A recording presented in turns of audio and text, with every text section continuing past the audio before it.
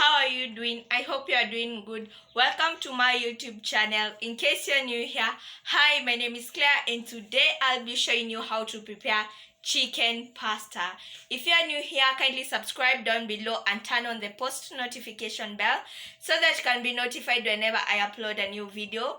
Give this video a big thumbs up and share to your friends and family. So without much further ado, let's get started. For our chicken pasta, we are going to need our pasta, and I'm using macaroni.